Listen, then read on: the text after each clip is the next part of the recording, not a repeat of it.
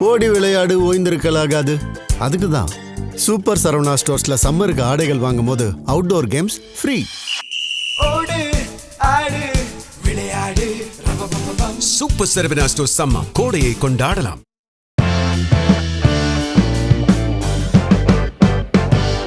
நேயர்களே, ஜனநாயகன் படத்தை குறித்து ஒரு பரபரப்பு ஏற்பட்டது. இப்போது அது வெளியிடப்பட்டு இணையதளத்தில் இவ்வளவு பெரிய லாஸ் 500 கோடி என்பதுதான் அனைவர்களுடைய கவலைக்கு காரணம். சிறைத்துறையிலிருந்து எல்லோருமே கவலைப்பட்டார்கள்.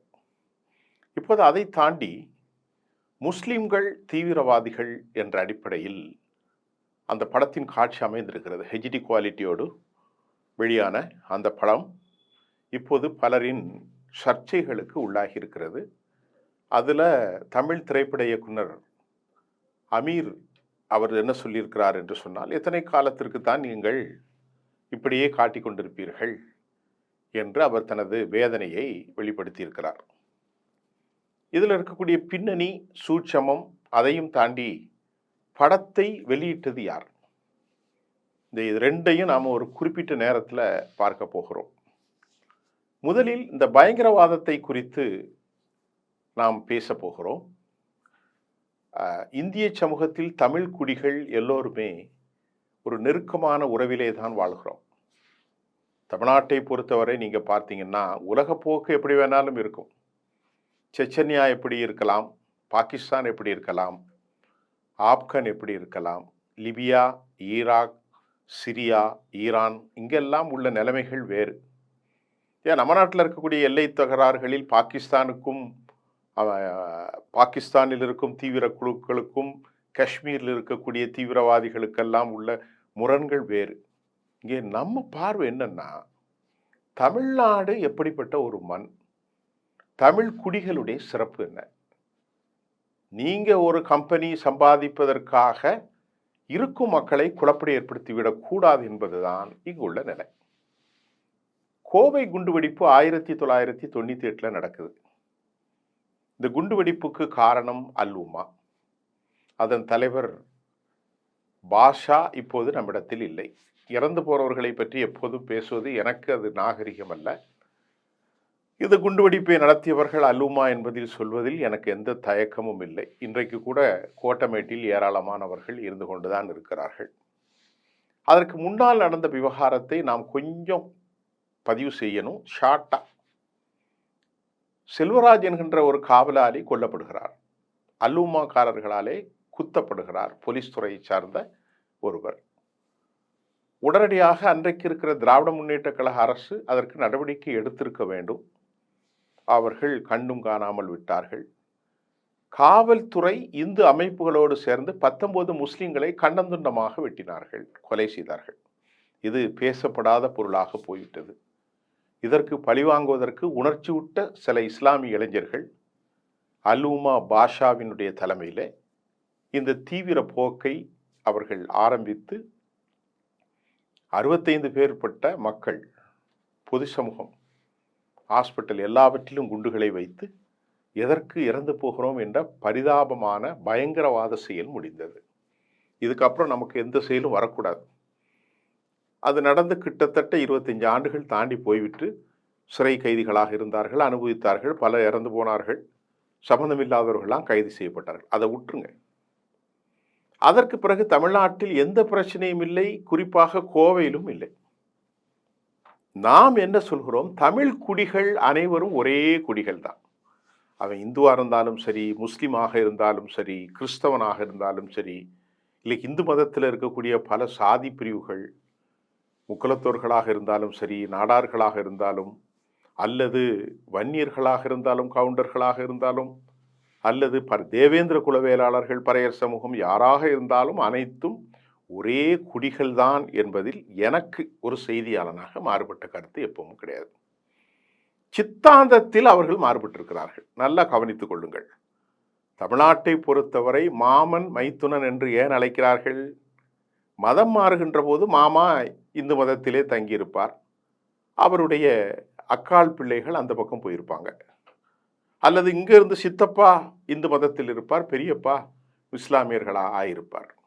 இதுதான் அந்த மாமன் மைத்துனன் உறவு. இன்றைக்கும் பிரபலை கள்ளர்கள் அவர்களுடைய சுன்னத்து கல்யாணங்கள்லாம் இப்படித்தான் நடக்குது. இதை சரியாக நடத்தி கொண்டு போவது தான் நமது இயல்பு, தமிழ்நாட்டுடைய இயல்பு. செச்சன்யாவில் அப்படி நடக்கு, ஆப்கனில் அப்படி நடக்கு, அது அந்த நாட்டில் உள்ளது. அது அரசியல் பின்படும். இன்னைக்கு ஈரானை பார்க்குறோம். அவன் நாட்டுக்குள்ளே வந்தே நீ பெட்ரோலை விற்கக்கூடாது, தடை செய்வது 47 வருஷமா. இதெல்லாம் நாம் பேசி பேசி பேசி பேசி பேசி பேசிக்கொண்டு தான் இருக்கிறோம். சளைத்து விட்டோம் என்றல்ல, சளைக்காமல் பேசி கொண்டிருக்கிறோம். ஒரு படத்தை 500 கோடிக்கு எடுக்கிறவர் நல்ல கவனிங்கள். இதில் இந்த நியாயம் இருந்தால் நீங்கள் அதை சொல்லுங்கள். இல்லை என்றால் நானே ஒரு ஒரு ஒரு ஒரு சமூகத்திற்கு ஆதரவாக பேசுவதாக நீங்கள் புரிந்து கொள்ளுங்கள். தமிழ்நாட்டில் ஒரு படம் ஓடுகிறது, ஒரு 2.5 மணி நேரம். இது ஒரு வாரத்துக்குள்ள இதனுடைய பரபரப்பு அடங்கிறது. ஆனா நீ பண்ணக்கூடிய இந்த வேலை காலத்திற்கும் நீண்ட நெடிய துயரத்தை ஏற்படுத்தும். சங்க இலக்கியத்தில் பெருமை வாய்ந்த மதுரை, அந்த மதுரையில முஸ்லாமிய ஒருவன் குண்டு வைக்கிறான் என்றும் பரபரப்பாக அதை மற்றொரு இஸ்லாமியனே தட்டி கேட்கிறான். அது ஏன் அந்த விஷயத்தை நீ சொல்ற? எல்லா முஸ்லீம்களும் நல்ல இல்லைன்னு இவர் சொல்ல வராராம். ஏன் அதை சொல்ல வர?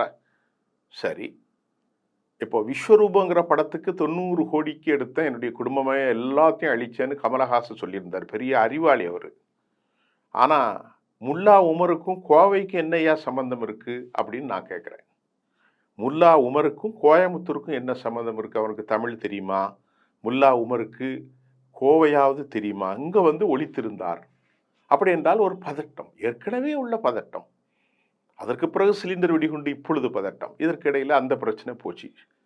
பீஸ்ட்ங்கிற படம், துப்பாக்கி, இதோடு சேர்ந்து ஜனநாயகன். நீங்க வெற்றி பெறலாம், தீவிரவாதத்தை வேற மாதிரி காட்டணும். அதுதான் ஒரு படத்துக்கு சிறப்பே தவிர பல கோடி பேர் இன்னைக்கு இந்தியாவில் இருக்கான். அவர்களை தூண்டிவிட்டு ஒரு எதிர்மான நிலையில் சமாதானத்திற்கு அப்பாற்பட்ட சிந்தனைகளை ஏற்படுத்திடக்கூடாது. ரொம்ப கவனமாக இருக்கணும். இவர் போய் பள்ளிவாசலில் போய் தொழுகிறீங்க, நோம்பு கஞ்சி குடிக்கிறீங்க. வினோத் அவர் யார்? டைரக்டர். அவர் தான் அந்த படத்தை எடுத்திருக்காரா? சரி, இப்போ அவர்கிட்ட சொல்லலாம்ல, இந்த மாதிரியெல்லாம் காட்சி வைக்காதீர்கள். மதுரை மக்களின் சங்கமிக்கக்கூடிய ஒரு இடம், அனைத்து சமூகங்களும் வாழ்கிற ஒரு இடம், மாமா மாப்பிள்ளை என்று உறவு கொள்கிற இடம், கண்ணியமிக்க இடத்தில் இஸ்லாமியர்கள் குண்டு வைத்ததை மாதிரி கட்டிட்டா அது தப்புன்னு மிஸ்டர் விஜய் அவர்கள் சொல்லியிருக்கணும். கண்டிப்பாக சொல்லியிருக்கணும். எங்கேயோ நடந்த செச்சன்யாவிலே குண்டு வைக்கிறான், இலங்கையிலே கத்தோலிக்க கிறிஸ்தவ ஆலயத்தில் குண்டு வைத்தான். இதெல்லாம் நாங்கள் மறந்து கொண்டிருக்கிறோம். நமக்கு தேவையில்லை. ஆப்கானிஸ்தான் ஒரு பெரிய தீவிரவாத நாடு. எல்லாருமே தாலிஃப் என்று சொல்வார்கள். இன்றைக்கு அதே தலிபான் தீவிரவாதத்தோடு தான் இந்தியா நட்புறவோடு இருக்கிறது. தலிபான்களுடைய அமைச்சர் இங்கு இந்தியாவுக்கு வந்தார், முத்தாக்கி. ஒரு வாரம் இருந்தார் டெல்லியில். மோடியுடைய பர்சனல் நட்பை பெற்ற முத்தாக்கி இருந்தார். உத்தரப்பிரதேசத்தில் இருக்கிற தேவபந்து மதரசாவுக்கு சென்றார். அவருக்கு அழகான வரவேற்பு. நம் நாடு தான் இந்த தீவிரவாத நாட்டை அங்கீகாரம் செய்திருக்கிறது. தீவிரவாத நாட்டிற்கு நம் நாடுகள் தான் பார்லிமெண்ட்டை கட்ட 1000 கோடி கொடுத்தாங்க. தீவிரவாத நாடுகளும் இந்தியாவும் தான் இன்றைக்கு நெருக்கமாக இருக்கிறார்கள். காலப்போக்கு நல்லா புரிந்து கொள்ளுங்கள். அவர்களின் மீது திணிக்கப்பட்டது தான் தீவிரவாதம். அவர்கள் அமெரிக்காவோடு போய் சண்டை போட போகவில்லை, ரஷ்யாவோடு அவர்கள் சண்டை போடவில்லை. இவர்கள் அந்த நாட்டை பிடிக்க முயற்சித்தார்கள். அவர்கள் அதற்கு எதிராக போரிட்டார்கள்.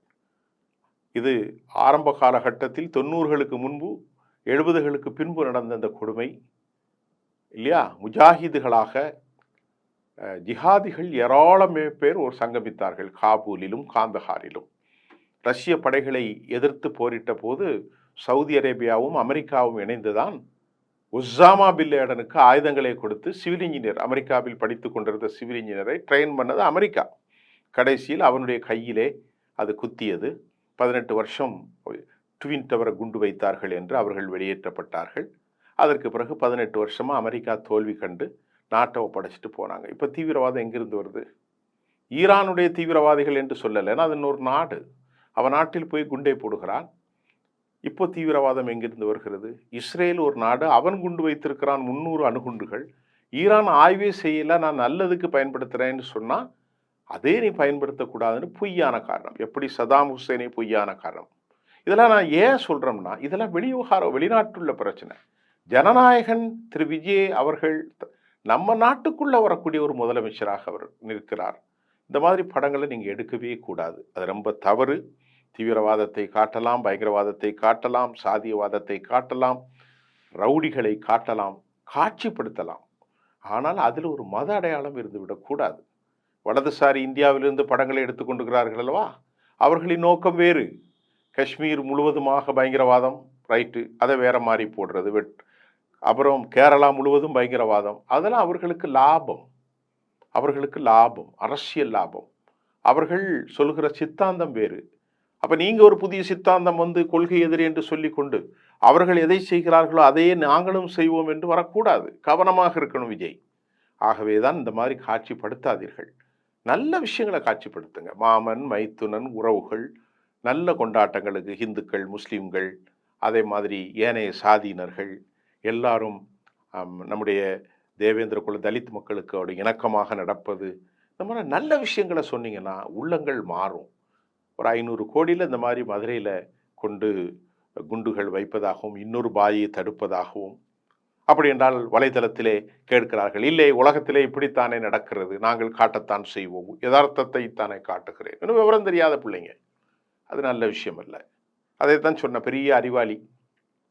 அந்த அறிவாளிகிட்ட நான் கேட்குறேன், கமலஹாசன்ட்ட, கோயம்புத்தூரில் முல்லா உமருக்கு என்னையா தினமோ கோட்டமேட்டிலையும் கரும்பு கடையிலையும் அங்கே இருக்கக்கூடிய காந்தஹாரில் இருந்தக்கூடிய முல்லா உமருக்கு கோயம்புத்தூரில் என்ன வேலை? இந்த மாதிரி எடுக்காதீங்க. சரி, இதை முடிச்சிருவோம். இன்னும் ஒரே ஒரு விஷயத்தை சொல்லிட்டு முடிச்சிடுறேன். ஜனநாயகன் படம் வெளியே வந்திருக்கிறது என்றால் அந்த படத்தை வேறு யாரும் வெளியிடவில்லை. படத்துக்கு யார் சொந்தக்காரர்களோ, படத்துக்கு யார் ஆதரிச்சோ அவர்கள் தான் வெளியிட்டிருப்பதாகத்தான் நமக்கு செய்திகள் வந்திருக்கிறது. இது ஒரு பெரிய விஷயம். இதிலிருந்து எந்த எடிட்டோரியல் போர்டு, கழுத குதிரை ஒன்றுமே அவர்கள் வெளியிடப்படவில்லை.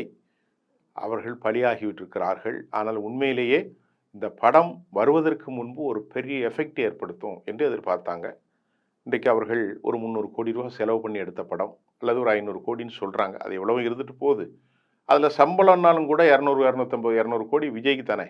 அவர் அரசியலுக்காகத்தானே வந்திருக்கிறார். அந்த கட்சிகளுக்கும் அவர் செலவழிக்கத்தானே சேவை. ஆகவே மத்திய அரசாங்கத்தினுடைய நெருக்கடியில் உண்டான சென்சார் போர்டு, மாநில அரசின் பிரச்சனைகள் தாமதிக்கப்படுகிறது. தாமதிக்கப்பட்ட நீதி மறுக்கப்பட்ட நீதிக்கு ஒப்பாகத்தான் இருக்கும்.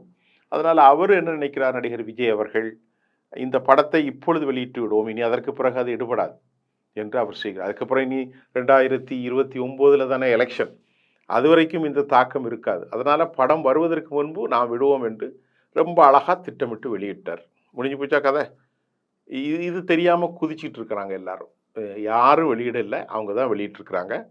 தயாரிப்பாளர் எல்லாம் அவங்க தான். அவர் சார்பாக ஒரு எனக்கு நாங்கள் ரொம்ப பாதிச்சிட்டோம் அப்படி இப்படின்னு சொல்லியிருக்காரு. இதுதான் உண்மை. இந்த உண்மையோடு சேர்ந்து இதை சொல்கிறேன். அவர் அரசியலில் இருக்க வேண்டும், அவர் அரசியலில் போட்டியிடலாம். வெற்றி தோல்வி அவர்கள் கையில். ஆனால் தயவுசெய்து வளரக்கூடிய நாட்களிலே விஷக்கருத்துக்களை பதிவு செய்து விட வேண்டாம். அனைவருக்குமாக இது ஜனநாயகம் தலைக்க வேண்டும் என்பதுதான் எனது பாரிய ஒரு பொறுமையான கருத்து. மீண்டும் அடுத்த செய்தியில் சந்திக்கிறேன். நன்றி.